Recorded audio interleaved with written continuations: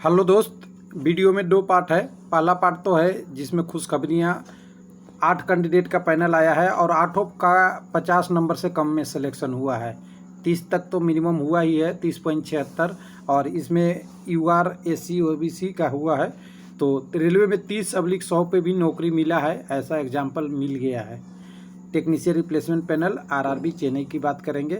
लेकिन कुछ लोगों का कमेंट आया था, जो दूसरा पार्ट हमारा वीडियो का है, जिसमें हमें एक लाइन बोलना है कि रेलवे ग्रुप डी एग्ज़ाम का महा कैंपेन चलने वाला है।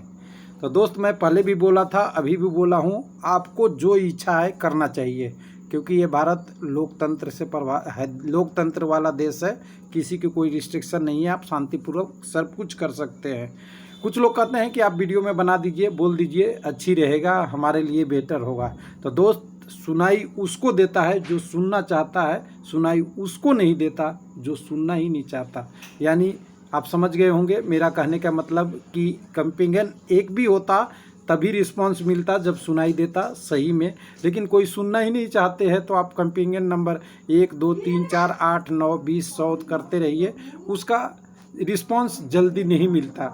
वो सब डिपेंड करता है प्रोसेस पे। तो चलिए, आपको शुभकामनाएं कि आपको सफलता जल्द से जल्द मिले। और मुझे तो लगता है कि ये बिना कहे ही सफलता मिल जानी चाहिए, आपकी एग्ज़ाम शुरू हो जानी चाहिए, क्योंकि इतना देर एग्ज़ाम में नहीं होना चाहिए जितना हो रहा है। तो चलिए, अब दूसरा बात करेंगे हम, जो RRB चेन्नई की बातें में, जहाँ पे लोगों को खुशखबरी है। तो यहाँ पे खुशखबरी की बात करेंगे, तो यहाँ पे आप देखिएगा RRB चेन्नई में LP टेक्नीशियन पैनल में, LP टेक्नीशियन पैनल में देखिएगा 2 अपडेट है।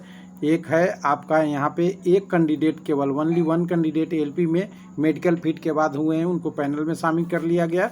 और यहाँ टेक्नीशियन का रिप्लेसमेंट पैनल आया है, जिसमें 7 कैंडिडेट का कट ऑफ 40 से कम है। यहाँ 50 से कम है और यहाँ 40 से कम है। तो चलिए, आपके लिए एक शुभकामनाएं। तो पहले LP वाला देख लेंगे। तो LP वाला हम अगर ओपन करते हैं तो देखिए, ये कैंडिडेट हैं जो आपका SC से हैं कैंडिडेट यहाँ पे, और इनका नंबर 46.27 है। LP के लिए विमल कुमार जी इनका नाम है, और देख लीजिए इन्होंने SC के लिए सिलेक्शन इनका हुआ है। दूसरी की बात करेंगे तो दूसरा ये टेक्नीशियन रिप्लेसमेंट पैनल है, इसको ओपन कर लीजिएगा। तो यहाँ पे 9 कैंडिडेट हैं, मैं 7 पहले बात किया था, यहाँ पे 9 है। तो 9 + 1 टोटल 10 कैंडिडेटों का पैनल है। तो यहाँ पे रिप्लेसमेंट पैनल में देखेंगे आप, सीधी बात है। तो पहला कौन सा कैटेगरी है, तो ITI टेक्नीशियन आप जान ही रहे हैं, grade 3 fitter SR category number 65 में 2 कैंडिडेटों का नाम है, अमित कुमार जी और सचिन आनंद जी का। दोनों का नंबर 42 ही है, इनका 42 के पास 65 है, और 42 के बाद दशमलव के बाद 57 है। ये कट ऑफ मार्क्स है, दोनों OBC से सेलेक्ट हुए हैं, तो इनको भी 40+ में बधाई। उसके बाद नीचे वाले में देखेंगे तो एक और कैटेगरी आपकी आएगी, जिसको बोलते हैं यहाँ पे कैटेगरी नंबर 66, जिसमें वर्कशॉप वाला है, फीटर का ही। तो यहाँ पे देखिएगा दीपक कुमार, और इनके भी 42 के आसपास, 42 63 और 42 61 नंबर है, और ये भी OBC में है। और उसके बाद अब नीचे वाला शुरू होता है 40 से नीचे 5 कैंडिडेटों का। तो यहाँ पे देखिए कौन सा कैटेगरी है, तो ये 155 नंबर कैटेगरी है, टेक्नीशियन ग्रेड 3 वेल्डर वर्कशॉप।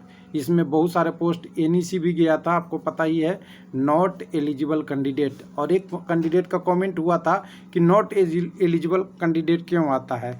तो आप नोटिफिकेशन आपने पढ़ा होगा, नोटिफिकेशन में क्लियर लिखा हुआ रहता है कि UR में आपको मिनिमम 40 लाना है। अगर OBC से बिलोंग करते हैं या आप SC से बिलोंग करते हैं तो मिनिमम 30 लाना है। अगर आप ST से बिलोंग करते हैं तो मिनिमम 25 लाना है। PWD के लिए सभी कैटेगरी में 2% की छूट है, और एक सर्विसमैन को भी आपको ED UR OBC और ST कैटेगरी का आपका लाना होता है। अगर ये नंबर कोई नहीं लाता है तो उस पोस्ट को नॉट एलिजिबल कैंडिडेट बोलते हैं, या तो कैंडिडेट ही नहीं थे या ये नंबर ही नहीं ला पाए, दोनों चीज़ हो सकता है। तो देखिए, वही वाला कैंडिडेट लास्ट वाले कैटेगरी का है। तो यहाँ पे OBC NCL वाले में देखिएगा, यहाँ पे 4 कैंडिडेट हैं जिनका नंबर 37 से 38 के बीच में है, इनका सिलेक्शन हुआ है वेल्डर में। उसके बाद एक कैंडिडेट है, इनका देखिएगा, तो यहाँ पे देखिए 30 में सिलेक्शन हुआ है SC कैटेगरी से।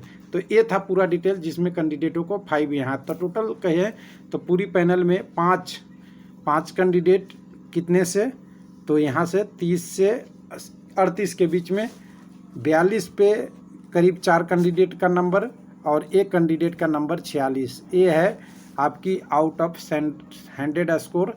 अब इनकी बधाई कि आपको अब आगे की प्रोसेस के लिए रेलवे से होगा।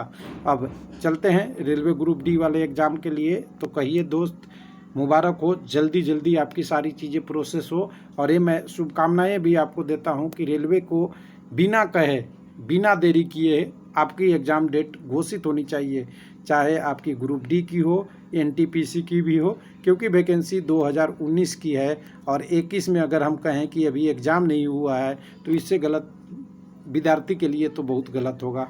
गवर्नमेंट की पॉलिसी क्या चल रही है मालूम नहीं, लेकिन विद्यार्थी के लिए तो ये 3 साल खराब ही हो गए।